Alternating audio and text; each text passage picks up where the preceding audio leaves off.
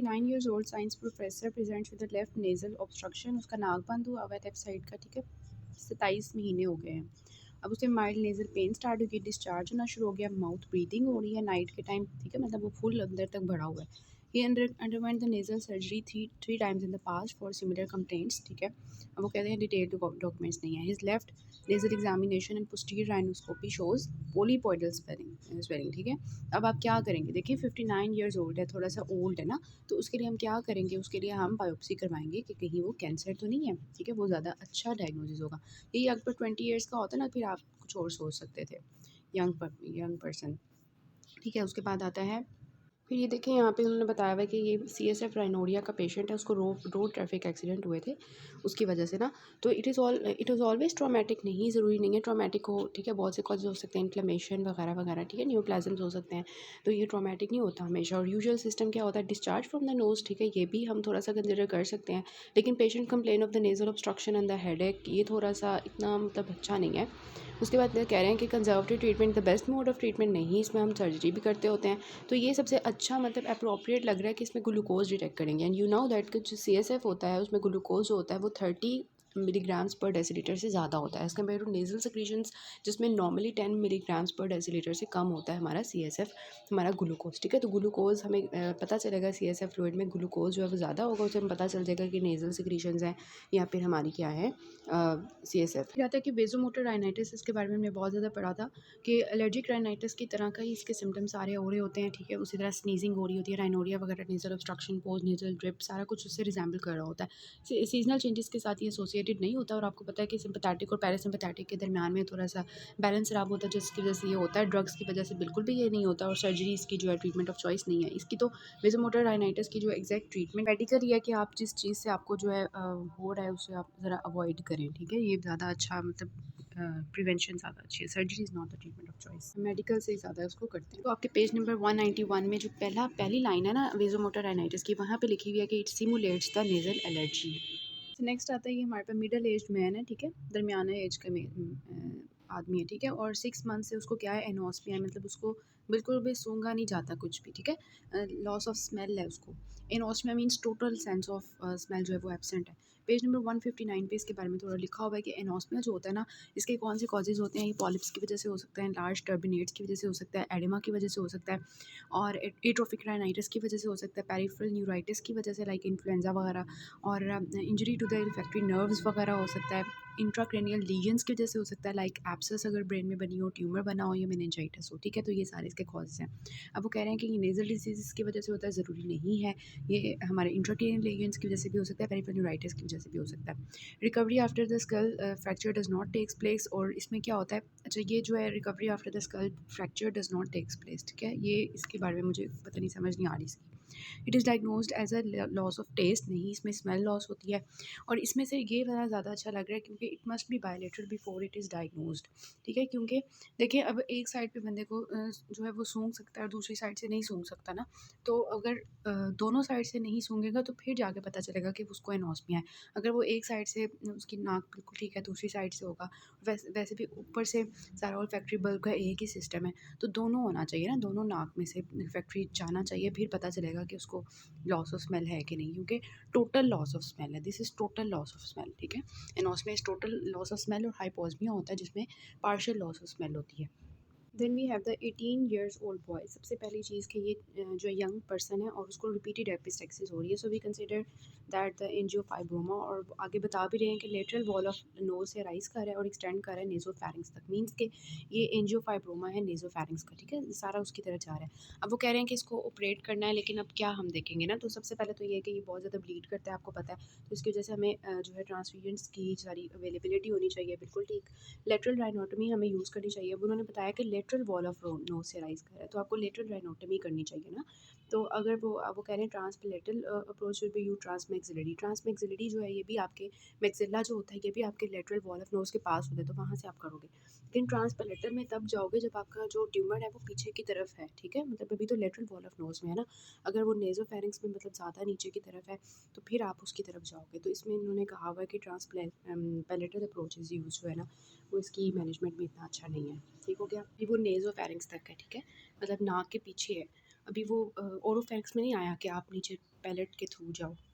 Then आता है which of the following conditions have referred otalgia. Referred otalgia, otalgia का आपका टॉपिक है चैप्टर नंबर 21 पे, पेज नंबर 143 पे उन्होंने बताया हुआ है कि जो ईयर की नर्व्स होती हैं कुछ ऐसी होती हैं, 5 we have the 5 9 10 C2 and C3, ठीक है। इनकी जो है रेफर्ड पेन्स होती हैं। अब आपको पता है जो हमारा नेजोफेरिंक्स वाला रीजन होता है ना, उसको हमारी 5th नर्व भी सप्लाई कर रही होती है। तो इसलिए क्या होगा कि जो भी कान की दर्द होगी ना, मतलब वो नेजोफेरिंक्स में, नेज़ोफेरेंस की जो भी प्रॉब्लम होगी वो हमारे कान तक जाएगी दर्द, ठीक है। तो इस वजह से इसकी रेफर्ड पेन होगी इनटू द ईयर। को बताया भी था कि नेज़ोफेरेंस में जो है ट्राइजेमिनल नर्व का काम होता है, नोज़ का बिल्कुल भी काम नहीं है, इधर एथमॉइड रीजन का भी नहीं है, फ्रंटल का भी नहीं है, और हमारी लोअर लेड का, स्किन का भी नहीं है। आई के साथ क्या ताल्लुक है ईयर का। देन आता है कि parents of the 11 years old child are worrying about the snoring करता रहता है उनका बच्चा रात के टाइम, और उसके अंदर क्या है, किसिंग टॉन्सिल्स हैं, ठीक है। और नोज़ एग्जामिनेशन अनरिमार्केबल रेडियोलॉजी जो है नेज़ोफेरिंक्स की और साइनसिस की बिल्कुल नॉर्मल है। बेसलाइन लैब इन्वेस्टिगेशन जो है वो, अब ट्रीटमेंट क्या हम करेंगे ना, तो टॉन्सिलेक्टमी पेज नंबर 487 पे उसकी इंडिकेशंस लिखी हुई हैं, और हमने इंडिकेशन उसकी एक देखी थी कि स्नोरिंग बहुत ज़्यादा पेशेंट कर रहा हो, हाइपरट्रॉफी ऑफ द टॉन्सिल्स हो, किसिंग टॉन्सिल्स हो, उसकी जैसे स्लीप एपनिया हो रहा हो, तो हमने क्या करना होता है, टॉन्सिलेक्टमी कर देनी होती है। सिंपल सा इसका आंसर। देन आता है 24 ईयर्स ओल्ड पेशेंट। उसमें क्या है, 9 दिनों से क्या है, नेज़ल ऑब्स्ट्रक्शन हुई हुई है, फेशियल पेन चल रही है उसको, yellowish anterior posterior nasal discharge चल रहा है, उसका टोटल ल्यूकोसाइट काउंट इंक्रीज्ड है, न्यूट्रोफिल्स उसके ज़्यादा हुए हैं। गोल्ड स्टैंडर्ड टेस्ट क्या होगा? तो आपको पता चल रहा है कोई इन्फ्लेमेशन, इन्फेक्शन चल रहा है, और फेस पे पेन चल रही है, नाक बंद है, तो फेस पे पेन हो रही है ना, तो हम कोई साइनोसाइटिस कंसिडर करेंगे। उसके लिए ये होता है कि हम साइनोसाइटिस के लिए बेस्ट चीज़ यही होती है कि हम अपने सारे पैरानेजल साइनसेस का सीटी स्कैन करवाएं, और उसके लिए प्रेफर्ड होता है सबसे। फिर आता है 11 ईयर्स ओल्ड गर्ल है, और उसको क्या है, खाने में मसला हो रहा है, रात को स्नोरिंग कर रही है, 3 साल हो गए, 3 सालों से, और एग्जामिनेशन में दोनों जो टॉन्सिल्स हैं वो हाइपरट्रॉफिड हुए हैं, एक दूसरे को टच कर रहे हैं, ठीक है, किसिंग टॉन्सिल्स बन गए हुए हैं। She has no history of tonsillitis, लेकिन बेसलाइन एग्जामिनेशन जो है वो बिल्कुल लिमिट्स पे, आप डायग्नोसिस क्या होगी, तो टॉन्सिल्स जो है वो किसिंग टॉन्सिल्स हैं, 11 ईयर्स ओल्ड गर्ल में है, तो enlargement of the hypertrophied tonsils होगी, ठीक हो गया। और ये बाकी सारे जो है ये these are not considered as. इनसी पे तो वो यूवला साइड पे हुआ होता है, इस तरह की चीज़ें आ रही होती हैं। देन आता है कि 19 ईयर्स ओल्ड, तो क्या है कि ईएनटी क्लिनिक पे आई है, नेज़ल ऑब्स्ट्रक्शन है, एक साइड की, यूनिलेटरल है, ठीक है, माउथ ब्रीडिंग कर रही है, स्नोरिंग कर रही है, और हमें पोलीपॉइडल स्वेलिंग नज़र आई है, पोस्टीरियर राइनोस्कोपी बहुत मुश्किल से हो रही है, और वो पूरा मतलब गले में आया हुआ है ना उसकी वजह से, और मैक्सिलरी साइनस जो है ना वो हमें हेजी नज़र आ रहा है। फंगल साइनोसाइटिस ऐसा कुछ भी नहीं है, एंजियोफाइब्रोमा ऐसा कुछ भी नहीं है, ठीक है। गर्ल है और 19 ईयर्स ओल्ड है, तो लड़कों में ज़्यादा होता है एंजियोफाइब्रोमा, और ये पॉलीपोसिस भी नहीं है, इतने ज़्यादा पॉलिप्स तो नहीं है, और साइनोनेज़ल ट्यूमर भी नहीं है, तो this will be the antrochoanal polyp, ठीक है, कि इसने राइट ने एक साइड पे यूनिलेटरल है, और सारे वो सिम्टम्स प्रोड्यूस कर रहे हैं नेज़ल ऑब्स्ट्रक्शन के, और मैक्सिलरी साइनस में से आया हुआ है, ठीक है। एंट्रोकॉइनल पॉलिप जो होता है मैक्सिलरी साइनस से आता है, पीछे गले में जाता है, और पोस्टीरियर राइनोस्कोपी परफॉर्म नहीं की जा रही, मीन्स कि वो गले तक आया हुआ है, ठीक है। This will be the antrochoanal. फिर आता है कि 21 ईयर्स ओल्ड पेशेंट है, राइट नेज़ल ऑब्स्ट्रक्शन है, और recurrent upper respiratory tract infections हो रहे हैं उसको, ठीक है। साथ साथ नेज़ल एग्जामिनेशन जो है उसमें हमें क्या नज़र आया, ग्रॉस डिफ्लेक्टेड नेज़ल सेप्टम, ठीक है, नेज़ल सेप्टम उसका डिफ्लेक्ट हुआ हुआ है, रेडियोलॉजिकल इन्वेस्टिगेशंस नॉर्मल है, मींस कि उसको सिर्फ जो है डिफ्लेक्टेड नेज़ल सेप्टम ही है। तो अब आपने ट्रीटमेंट ऑप्शन क्या रखना है, तो डिफ्लेक्टेड नेज़ल सेप्टम है, 21 ईयर्स ओल्ड है, तो उसमें आप जो है क्या करोगे, सेप्टोप्लास्टी करोगे, ठीक है, उसका ट्रीटमेंट ऑप्शन ये है। सेप्टोप्लास्टी में ये बाकी चीज़ें तो काम ही नहीं आती। फॉसा ऑफ द रोजनमुलर, आपको पता है कि ये नेज़ोफेरेंजियल कार्सिनोमा इस साइड पे होता है, मैंने आपको बताया था। 15 years old boy had trauma to his nose, तो क्या हुआ कि उसे जो है फ्रैक्चर, नेज़ल बोन उसकी फ्रैक्चर हो गई, डिफॉर्म हो गई, और उसकी जो है मैनिपुलेशन मतलब कि करनी है हमने, ठीक है। अब जो है लैब इन्वेस्टिगेशन नॉर्मल है, जो मैनिपुलेशन होनी चाहिए नेज़ल बोन्स की, मैंने आपको बताया था कि 2 हफ्ते के अंदर अंदर हमें जो है वो क्या कर देनी चाहिए, उसकी सर्जरी करके उसको सीधा कर देना चाहिए जो फ्रैक्चर्ड पीसीज होते हैं। अदरवाइज़ अगर हम 2 वीक से ज़्यादा डिले करेंगे तो ऑब्वियसली क्या होगा कि जो है वो उधर ही फ्यूज़ हो जाएंगी, मतलब फॉर एग्जांपल इस तरह फ्रैक्चर हुआ है तो इसी तरह फ्रैक्चर फ्यूज़ हो जाएंगी, ठीक है, ग्रोथ होने की वजह से। 15 ईयर्स ओल्ड बॉय है, तो वो इस वजह से हमें 2 हफ्ते के अंदर अंदर जो है ना सारी मैनिपुलेशन करनी होती है, तो ये हमने लेक्चर में भी देखा था।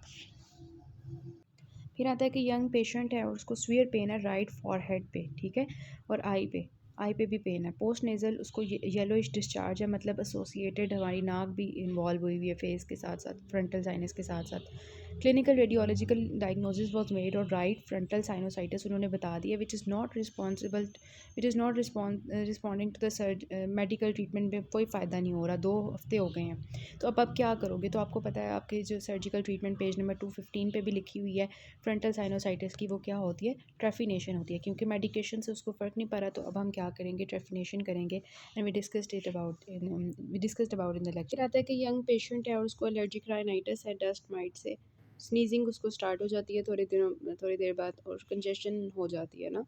अब उसको क्या आप मेडिकेशन दोगे? तो आपकी मेडिकेशन में एंटीहिस्टामिन्स हो सकती हैं, सिम्पैथेटोमाइमेटिक हो सकती है, कॉर्टिकोस्टेरॉइड्स, सोडियम क्रोमोकाइलेट, ग्लाइकेट, anticholinergics, leukotriene receptor antagonist and anti IgE antibodies.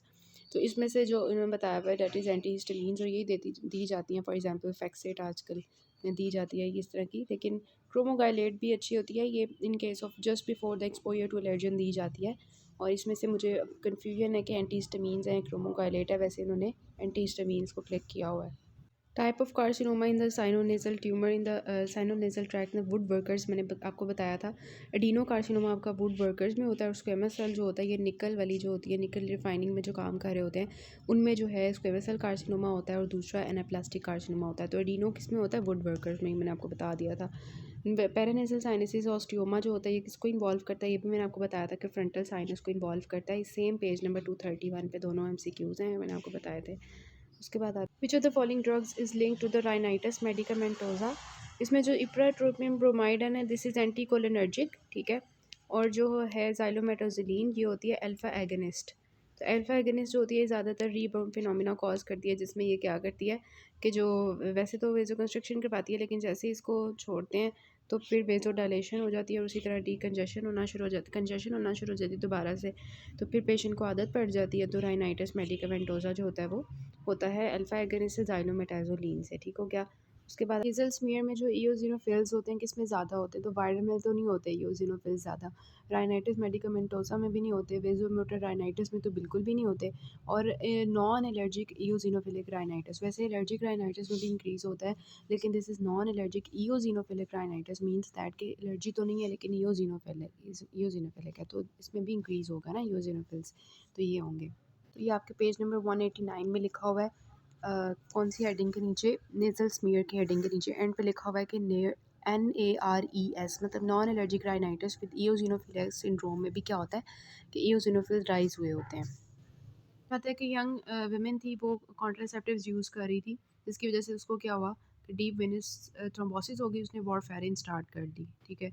अब उसकी वजह से क्या हो गया कि उसको ब्लीडिंग स्टार्ट हो गई नोज से, मींस एपिस्टेक्सिस स्टार्ट होगी। तो कोगुलेशन स्टेटस के लिए आप क्या चेक करवाओगे? तो आप इंट्रिंसिक और एक्सट्रिंसिक पैथवेज को चेक करने के लिए क्या करवाते हो? PTT करवाते हो, ठीक है। प्लाज्मा प्रोथ्रोम्बिन टाइम, जो है थ्रोम्बोप्लास्टिन टाइम। लेकिन इसके अलावा अगर पीटी होगा तो वो भी आप करोगे, ठीक है। प्लेटलेट वगैरह ये हेल्पफुल नहीं होते इतने। कौन सा पैरानेसल साइनसेस ज़्यादा इन्वॉल्व होते हैं मेलिग्नेंसी में? तो मैंने आपको बताया था मैक्सिलरी होते हैं। अब बात है कि 3 साल का बच्चा है और उसको एक साइड पे यूनिलेटरल सिंगल पॉलिप है, लेकिन वो ब्लीडिंग नहीं कर रहा। तो अब आपकी लाइन ऑफ मैनेजमेंट क्या होगी? देखिए 3 साल का बच्चा है ना, 3 साल के बच्चे में हम कंसिडर करते हैं कि उसको कोई कंजेनिटली कोई प्रॉब्लम है, ठीक है। तो 161 पेज पे आपको मेनिंजियोसील का एक थोड़ा सा टॉपिक मिलेगा। उसमें हमें बताया हुआ कि जो हमारी मेनिंजियोसील होती है ना, वो हमारी किसी भी बोनी डिफेक्ट की वजह से ब्रेन से हर्निएशन ऑफ द टिश्यू हो जाता है इनटू द नेज़ल कैविटी, ठीक है। तो अब हमने देखना है कि कहीं उसको इंट्रानेज़ल मेनिंजियोसील तो नहीं है, इसके लिए इन्वेस्टिगेशंस करनी है, क्योंकि अभी वो बच्चा 3 साल का है सिर्फ, ठीक हो गया। तो कोई बूढ़ा बंदा होता है तो उसकी बायोप्सी करवाते हैं, ठीक है। अडल्ट्स वगैरह होते हैं, एलर्जी वगैरह के सिम्टम्स आ रहे होते हैं, तो फिर हम नेज़ल पोलीपेक्टमी सारे, अभी हमने जस्ट उसको मैनेज करना है, ठीक है। अब ट्रीट नहीं करना, अभी देखना है कि क्या ऑब्जर्व करना है उसको सारा। तो इंट्रानेज़ल मेनिंजियोसील के लिए इन्वेस्टिगेशंस करेंगे, फिर बाकी बाद में सोचेंगे। तो बस थोड़ा सा ये देख लें, lateral wall of the nose में आपको कौन कौन टर्बिनेट्स नज़र आ रहे हैं। तो इसमें अगर देखें आप तो बिल्कुल आगे ये अनसिनेट प्रोसेस होता है, ये जो आपको नज़र आ रहा है दिस वन, ठीक है। और बिल्कुल पीछे ये एथमॉइडल बुल्ला है, ठीक है। एथमॉइडल बुल्ला एक्चुअली क्या होता है? Ethmoidal air cell, ethmoidal cell होता है एक, ठीक है। एथमॉइडल सेल होता है, एथमॉइडल बोन का एक सेल होता है अंदर से, कभी कभी इसमें एयर भी होती है इस तरह से। तो ये अनसिनेट प्रोसेस जो होता है ये होता है, और बुल्ला एथमॉइडल बुल्ला होता है। इसके दरमियान में ये जो आपको नज़र आ रहा है दिस इज़ हाइटस सेमुलनारिस, इसके इर्द गिर्द हमने फ्रंटल साइनसेस वगैरह की ओपनिंग्स देखी थी, मैक्सिलरी साइनस वगैरह वगैरह, ठीक है। तो अब आपने याद रखना है कि इंसिनेट प्रोसेस होता है और पीछे क्या होता है, एथमाइडल बुल्ला होता है, उसके दरमियान में क्या होता है, हाइटस सेमुलनारिस होता है, इनकी लोकेशन। आपसे अगर पूछा जाए what is the space between bulla ethmoidalis and the uncinate process, तो आप क्या कहेंगे, हाइटस सेमुलनारिस कहेंगे ना, तो that will be hiatus semilunaris, ठीक है। What is the structure which forms the medial wall of the piriform fossa. Piriform sinus की बात कर लेते हैं। देखिए आपको ये नज़र आ रहा है कि this is actually the portion of the larynx, जो ग्लॉटिस है, और आगे आपको क्या नज़र आएगा, पॉइंटिंग एज पे एपिग्लॉटिस, ठीक है, इंटीरियर एंड पे। This will be the anterior end और this will be the posterior end, जहाँ पे एसोफेगस होता है। और पायरिफॉर्म फॉसा की बात करते हैं तो इसकी हम बाउंड्रीज देख लेते हैं कि एक्चुअली ये इधर साइड ऑफ द लेरिंग्स पे है, ठीक है। दिस इज़ द लेरिंग्स, तो ये दोनों साइड जो है लेरिंग्स की, वहाँ पे ये लोकेटेड होते हैं। पायरिफॉर्म साइनस भी हम इसको कहते हैं, फॉसा भी कहते हैं, ठीक है। और ये एक्सटेंड करता है हमारे फेरेंजो एपिग्लॉटिक फोल्ड से लेके हमारे अपर एंड ऑफ द ईसोफेगस तक, ठीक है, जैसे कि आपको नज़र आ रहा है यहाँ तक ये एक्सटेंड करेगा। उसके बाद आता है कि bounded laterally by the thyrohyoid membrane and thyroid cartilage, मतलब कि इसके लेटरली क्या होगा, हमारा थायरॉयड जो है थायरॉयड कार्टिलेज होगा, और थायरोहायोइड मेम्ब्रेन होगी, मीन्स जो थायरॉयड और हायोइड के दरम्यान में मेम्ब्रेन है वो होगी। मीडियली इसका आपको क्या नज़र आ रहा है, ये नज़र आ रहा है ना, राय एपिग्लॉटिक फोल्ड्स नज़र आ रहे हैं, ठीक है। ये एपिग्लॉटिस है ना, तो ये यहाँ पे करके रेटिनॉइड्स होंगे, तो ये जो इनके दरमियान में एपिग्लॉटिस और रेटिनॉइड्स के दरमियान फोल्ड्स होंगे, इनको हम राय एपिग्लॉटिक फोल्ड्स कहेंगे। ये आपको इसके मीडियली नज़र आ रहे हैं। इसके अलावा आपको इसके मीडियली क्या नज़र आ रहा है, आपको रेटिनॉइड कार्टिलेजेस नज़र आएंगे, मतलब कि यहाँ पे, और रेटिनॉइड कार्टिलेजेस नज़र आएंगे, और इसके अलावा आपको क्या नज़र आएगा, क्रिकोइड कार्टिलेजेस नज़र आएंगे, यहीं पे करके ना हमारे क्रिकोइड कार्टिलेज भी इसके मीडियली करके होते हैं। तो this is actually the piriform fossa और इसकी बाउंड्रीज़ हैं। अब ये होता है कि हमारी पायरिफॉर्म फोसा में ना फॉरेन बॉडीज़ लॉज कर जाती हैं खाने की और इस तरह की ना, और लैटरल चैनल होता है फूड के लिए, लैटरली फूड के लिए चैनल होता है, यहाँ पे फॉरेन बॉडीज़ जो है लॉज कर जाती हैं, और इंटरनल लेरेंजियल नर्व जो होती है यहाँ से पास कर रही होती है। और ये आपका सारा पेज नंबर 272 पे लिखा हुआ है। इंटरनल लेरेंजियल नर्व यहाँ पे जो है वो पास कर रही होती है, और इसी नर्व से जो है हमारी रेफर्ड पेन होती है ईयर में, in the carcinoma of the piriform sinus, मतलब यहाँ पे जो कार्सिनोमा होगा उसकी रेफर्ड पेन हमारे कान में जाएगी इस पायरिफॉर्म साइनस। तो कौन सा स्ट्रक्चर था जो हमारे मीडियली प्रेजेंट था पायरिफॉर्म फोसा के, राय एपिग्लॉटिक फोल्ड थे, ठीक है। रेटिनॉइड कार्टिलेजेस भी होते हैं, लेकिन ऐसा जो है सही वाले जो मीडियली है ना हमारी, वो यही है, ठीक है। Medially we have the arytenoid cartilages and aryepiglottic fold, लेकिन मीडियली थोड़ा सा करके ना पोस्टरोलैटरल सर्विसेज होती हैं रेटिनॉइड और क्रिकोइड कार्टिलेज की, ठीक है। तो राय एपिग्लॉटिक फोल्ड है, और ये बाकी जो है ये नहीं है। जो कार्टिलेज है थायरॉइड कार्टिलेज, ये वैसे ही उसके लैटरली प्रेजेंट होता है। तो अब नेक्स्ट है कि एपिस्टैक्सिस की ट्रीटमेंट ऑप्शंस क्या होते हैं। आपको पता है इंटीरियर नेजल पैकिंग भी हम इसके करते होते हैं, कॉटराइजेशन भी करते हैं, और एलिवेशन ऑफ द म्यूकोपेरिस, ये एसएमआर ऑपरेशन भी करते हैं अगर हमारा डेविएटेड नेजल सेप्टम हो, लाइगेशन ऑफ वेजल्स भी हम करते होते हैं, ठीक है। लेकिन ये वाला हमने नहीं पढ़ा था कहीं भी। What is the most common site for the nozzle bleed, तो आपको पता है लिटल्स एरिया होता है, वहाँ से सबसे ज़्यादा होती है। Primary treatment of the acute maxillary sinusitis क्या होगा, मेडिकली हम इसको ट्रीट करते हैं, साइनोसाइटिस को मेडिकली ट्रीट करते हैं दवाइयों वगैरह से। जो पंक्चर वगैरह होता है, ये लिवाज वगैरह ये हम जो है करते हैं, लेकिन कल्चर वगैरह लेने के लिए ये इस तरह से ना, और इन्फीरियर ये सब कुछ नहीं होगा, फेस वगैरह, मतलब मेडिकली हम जो है प्राइमरीली हम मेडिकल ट्रीटमेंट ही करते हैं। आपको पता है स्टीम वगैरह देते हैं और मेडिकली दवाइयाँ वगैरह देते हैं। Which of the paranasal sinus most common involve, ये हमने देखा था कि मैक्सिलरी साइनस होता है। पहले हमने कर लिए हुए पैरानेसल साइनसेस में ऑस्टियोमा जो है ये फ्रंटल में होता है, ये हमने देख लिया था। मोस्ट कॉमन मेडिकल ट्रीटमेंट जो नेजल पॉलिप्स का होता है, ये पोलीपॉय है, ठीक है, मतलब ज़्यादा है। तो इसमें 196 पेज पे जो इसका प्राइमरी ट्रीटमेंट लिखा हुआ है वो एंटीहिस्टामीन्स है। उन्होंने कहा कि अगर एंटीहिस्टामीन्स लोग टॉलरेट नहीं कर सकते तो फिर हम स्टेरॉइड्स देते हैं।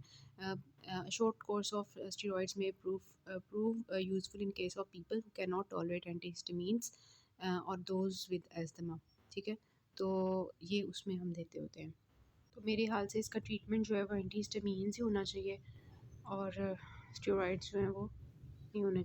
अब आते हैं नेक्स्ट, कॉमन कोल्ड जो होता है ये किससे कॉज होता है ना, तो पेज नंबर 171 में आपका कॉमन कोल्ड का लिखा हुआ है। उसमें उन्होंने कहा है कि डीनो वायरसेस होते हैं, और इसके अलावा पिकोना वायरसेस होते हैं, उसके सब ग्रुप्स होते हैं जिसमें राइनो वायरस है, कोक्सैकी वायरसेस है, और एंटेरिक हमारे जो है वायरसेस हैं और ये जो है कॉज करते हैं। लेकिन इसमें जो राइनो वायरस है ना, ये आपका एमसीक्यू बनता है कि दिस इज़ मोस्ट कॉमन, ठीक है।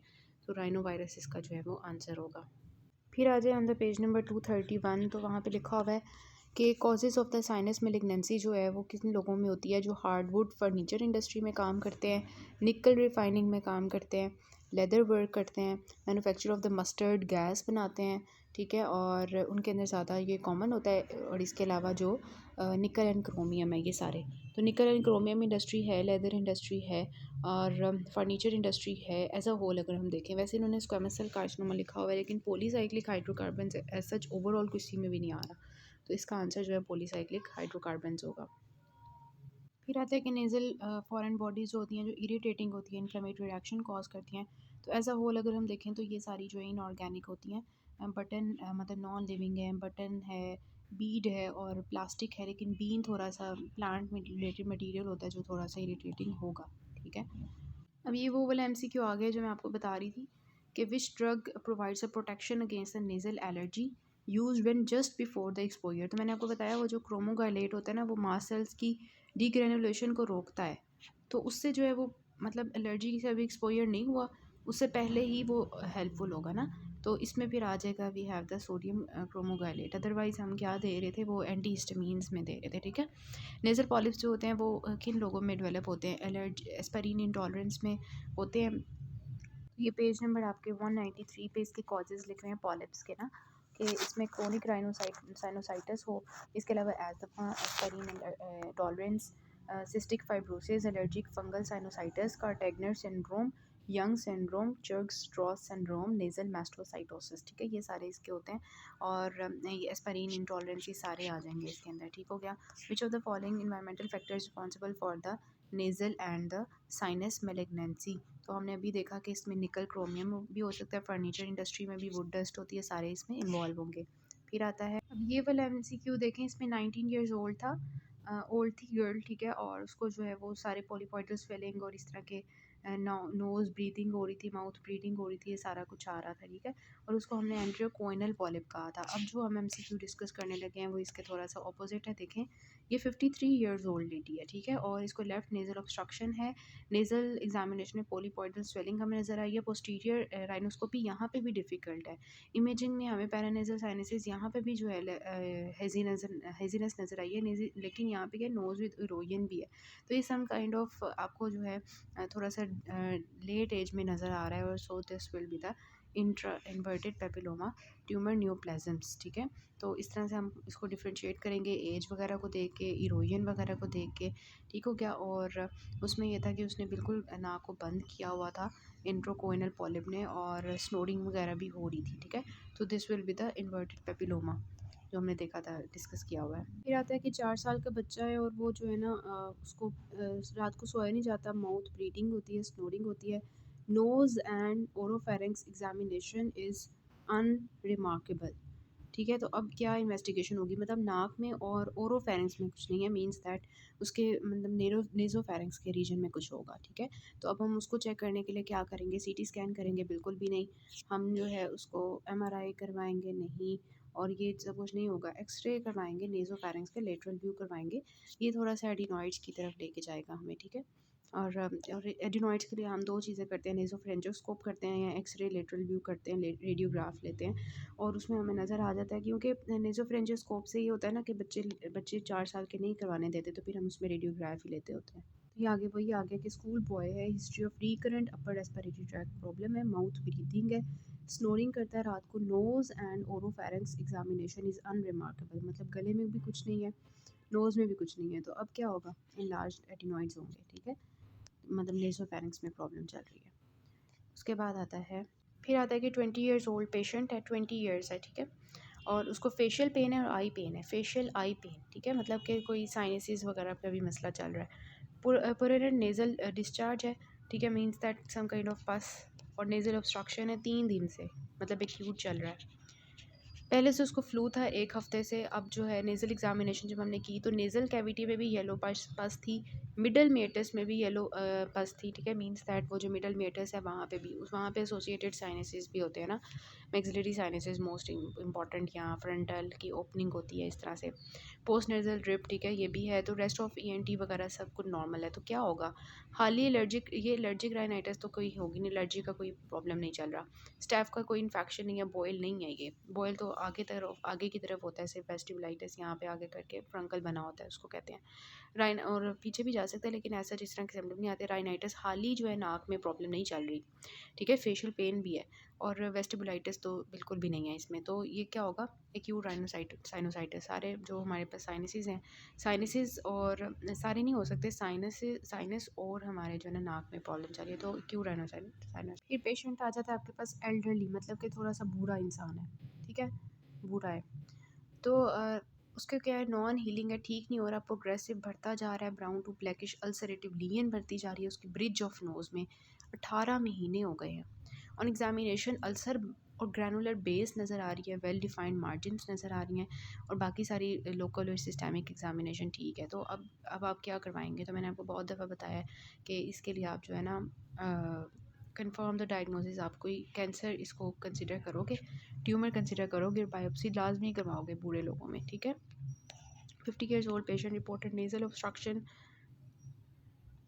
and the whitish post nasal drip है, 50 years old है। फिर देख लें, माउथ ब्रीदिंग नाइट पे हो रही है, स्नीजिंग हो रही है, 8 महीने से हो रही है। Examination of the nose revealed the congestion of the nasal mucosa, presence of the mucoid secretion, polypoidal masses, बहुत ज़्यादा मैसेज मिल रहे हैं, म्यूकॉइड सेक्रीशंस हैं। Rest of the local and systemic examinations are is unremarkable, maxillary sinuses are clear on the radiological examination, मतलब कि कोई इंट्रोकोइनल type कुछ भी नहीं है, ठीक है। अब हो क्या रहा है, देखें कि जो है इंट्रोकोइनल तो होगा ही नहीं ना, क्योंकि मैक्सिलरी साइनसेस बिल्कुल ठीक है, और वहीं से इंट्रोकोइनल स्टार्ट होता है, ठीक है। ये भी डीएनएस भी नहीं होगा इनमें, डीएनएस में इस तरह की चीज़ें नहीं होती, पॉलीपॉइडल मैसेज वगैरह, ठीक है। न्यू प्लास्टिक भी हम ऐसा जिस तरह कंसिडर नहीं करेंगे, और राइनोसाइनोसाइटिस भी नहीं। तो ये इथमॉइडल की तरफ सीधा जा रहा है। वो जो मैंने आपको बताया था, दोनों साइड्स पे बायलेटरल होते हैं, मल्टीपल होते हैं, पॉलीपॉइडल मैसेज होते हैं, ज़्यादातर एल्डरली लोगों में होते हैं, और इस तरह से सारा हो रहा होता है।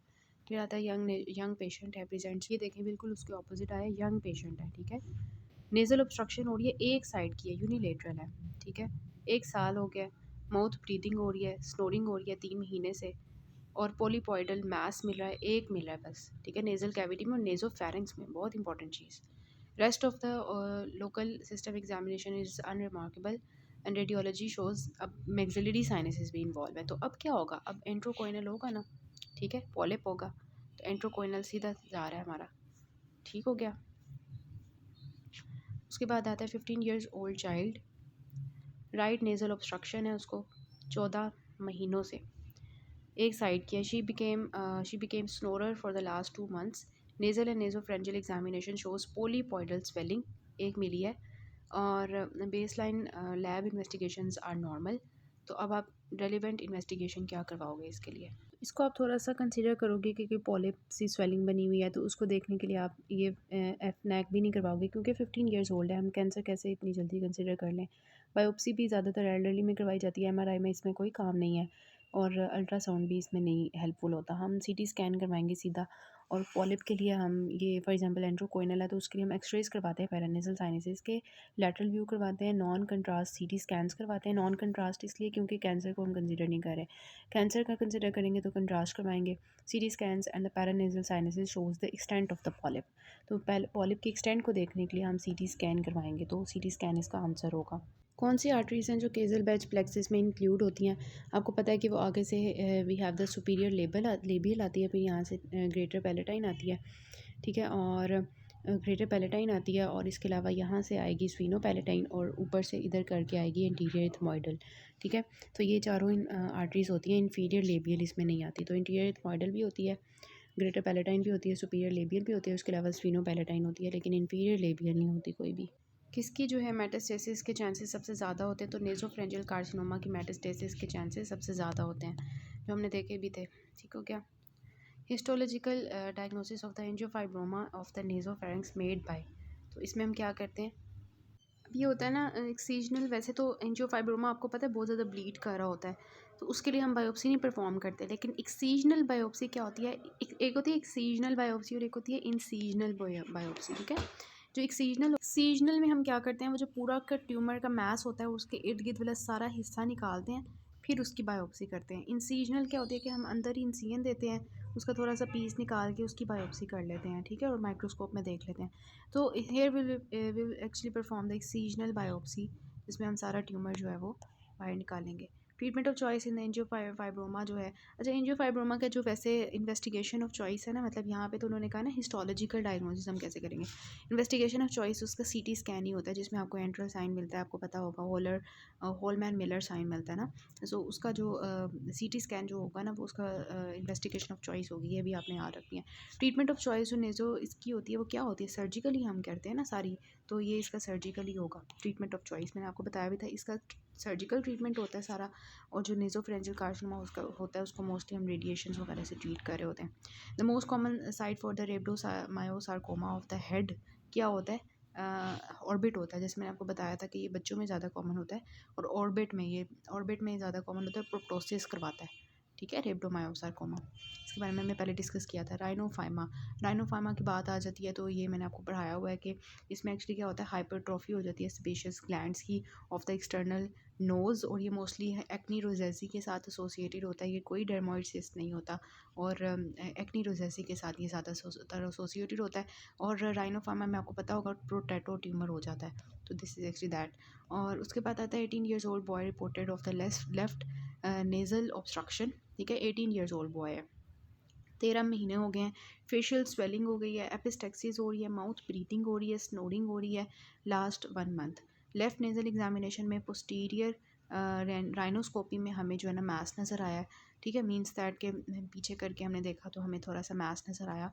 तो अब आप क्या करोगे ना, तो उसके लिए आप क्या करोगे, आप नोज़ और जो पैरानेसल साइनसेस के हैं उनकी सीटी करवाओगे। बायोप्सी आप फिर वही हो गया कि एल्डरली में करवाते हो, एमआरआई में इसमें कोई काम नहीं है। और पेरिफेरल स्मीयर जो होता है वो भी ऐसा हेल्पफुल नहीं होता, लेकिन ये एक्सरे पैरानेसल साइनसिस के साथ आप कंफ्यूज कर सकते हो। तो इसमें आप क्या नोज़ का भी देखोगे ना, सारा CT scan nose in the paranasal sinuses, तो ऐसा जिसकी एक्सटेंशन वगैरह को देखने के लिए नोज़ में पैरानेसल साइनसिस वो सारा आप करवाओगे, ठीक हो गया। उसके बाद आता है 4 years old child presented with a history of foul smell from the right nasal cavity which improves a little with the use of antibiotics। तो अब आप क्या उसको कंसिडर करोगे कि फाउल स्मेलिंग क्यों हो रही है, फाउल स्मेलिंग, ठीक है, फाउल स्मेलिंग। तो इसमें कौन से ऑप्शंस दिए हुए हैं, ये देखें, फॉरेन बॉडी नोज़, ठीक है, मैंने आपको बताया था कि जो छोटे बच्चे होंगे, ठीक है, और एक साइड से उनकी नेजल कैविटी में से जो है ना क्या हो रहा होगा, फाउल स्मेलिंग होगा, वो डिस्चार्ज हो रहा होगा। तो आप उसको क्या कंसिडर करोगे, फॉरेन बॉडी, ठीक है, तो फॉरेन बॉडी होगी। उसके बाद आता है कि चाइल्ड ऑफ 5 years ऑपरेट किया उसको सेप्टल एब्सेस के लिए 1 साल पहले, ठीक है।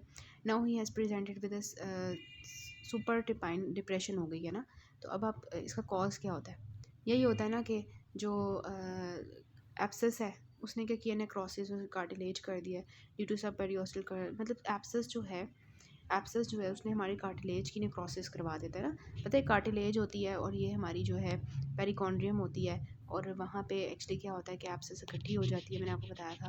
और फिर क्या होता है कि ब्लड सप्लाई हमारी नहीं मिल रही होती कार्टिलेज को, तो उसकी वजह से उसकी नेक्रोसिस हो जाती है सेप्टल कार्टिलेज की, तो उसकी वजह से उसको ब्लड सप्लाई नहीं मिल रहा होता, तो फिर ये आता है सुप्राटिव डिप्रेशन, ठीक है। 5 years old चाइल्ड जो है उसको लाया गया, हिस्ट्री ऑफ नेजल ऑब्स्ट्रक्शन है लास्ट 5 दिनों से। Mother also told that the child has received nasal trauma, 5 दिन पहले उसको हुआ था। एग्जामिनेशन में हमें रेडिश स्वेलिंग मिली है either side of the nasal cavity.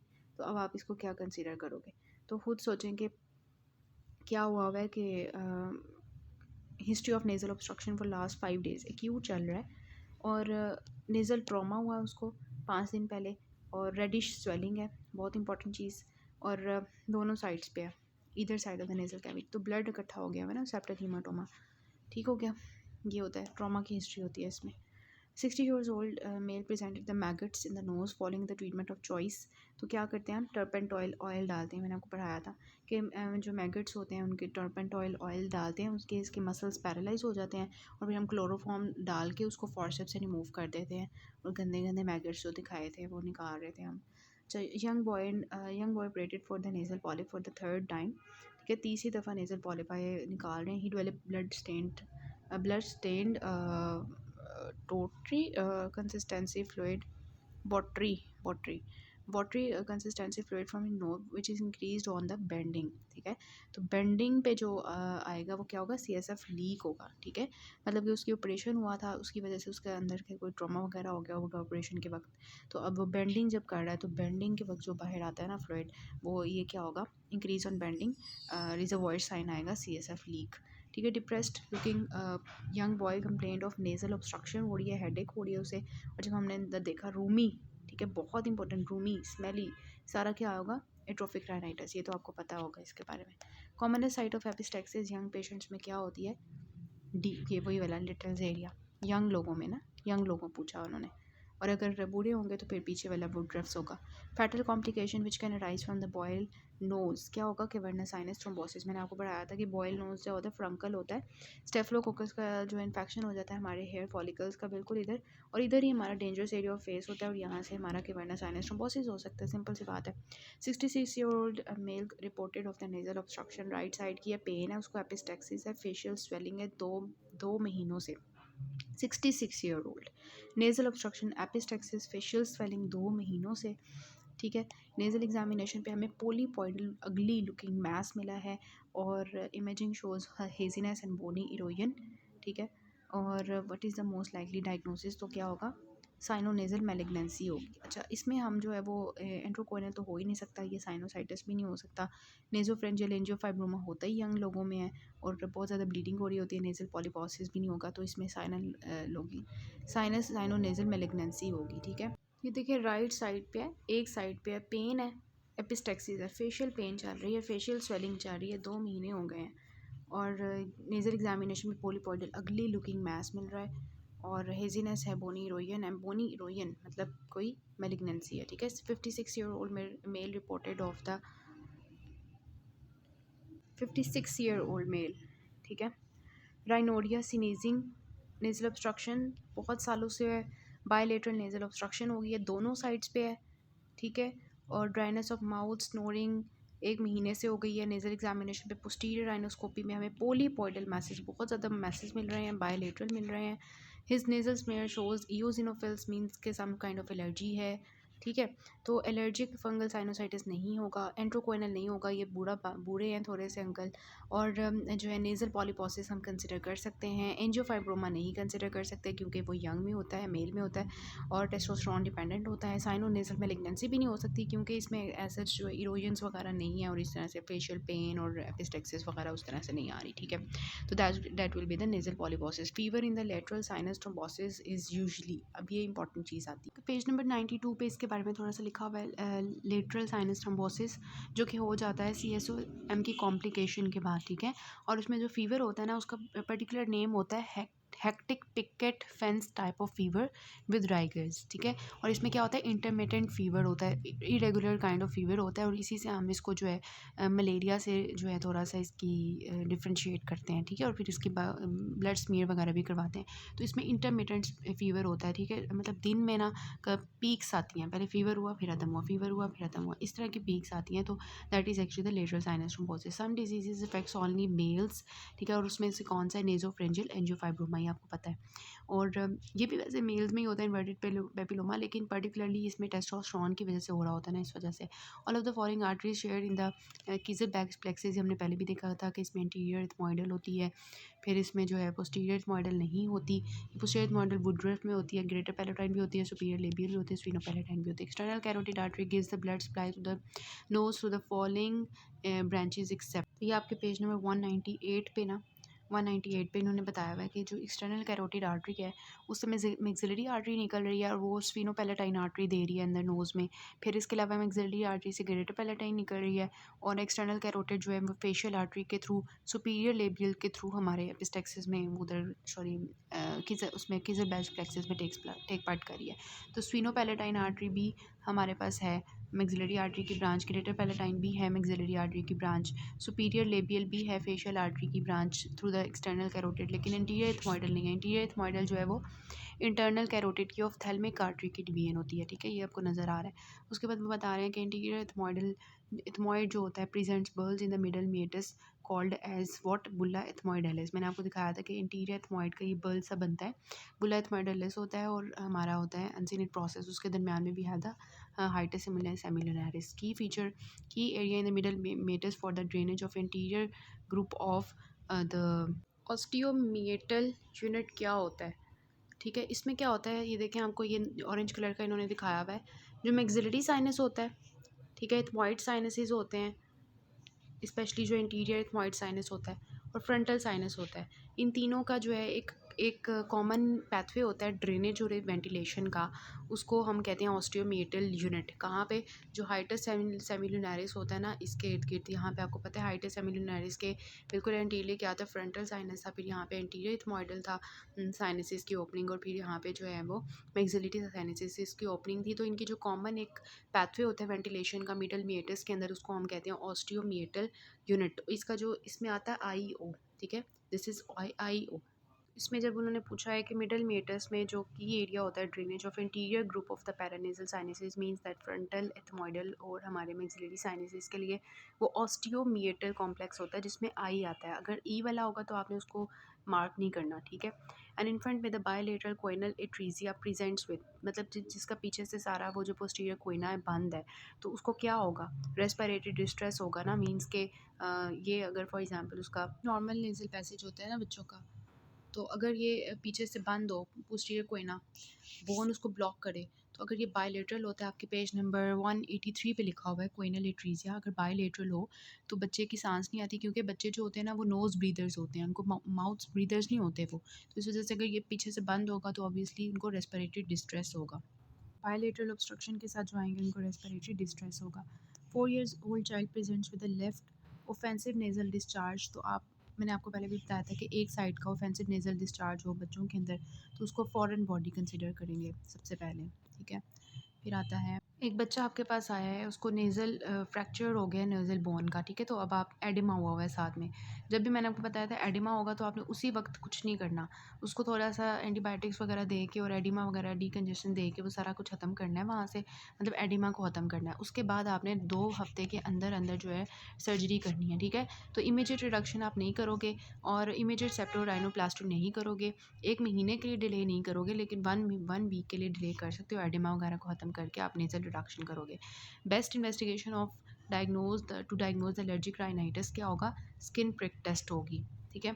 इसमें से ये जो टोटल यूसिनोफिलिक काउंट होता है, इसको हमने देखा था कि नॉन एलर्जी केसेस में कभी कभी ज़्यादा होता है, आईजीई भी हो सकता है किसी और केस में। नेज़ल स्मीयर जो है मोस्टली नहीं करते होते, ठीक है, मतलब करते होते हैं, लेकिन इसमें फुल ब्लड काउंट जो है ये भी इतना हेल्पफुल नहीं होता, क्योंकि बाकी चीज़ें भी होती हैं ना, मतलब नॉन स्पेसिफिक है। तो पेज नंबर 189 पे लिखा हुआ है स्किन प्रिक टेस्ट पे कि this is an excellent method to demonstrate the an allergen. तो ये आपका एक्सीलेंट मेथड होगा स्किन प्रिक टेस्ट, ठीक हो गया। Treatment of allergic rhinitis includes, आप क्या करोगे ट्रीटमेंट ऑफ एलर्जिक राइनाइटिस में, आप ये देखिए सारा कुछ देख रहे हैं, एंटीस्टामिन्स, कॉर्टिकोस्टेरॉइड्स, इन्होंने कोई स्पेसिफिक नहीं पूछा ना, तो डीकंजेस्टेंट सारे दे रहे होते हैं, तो ऑल ऑफ द अबव, ठीक है।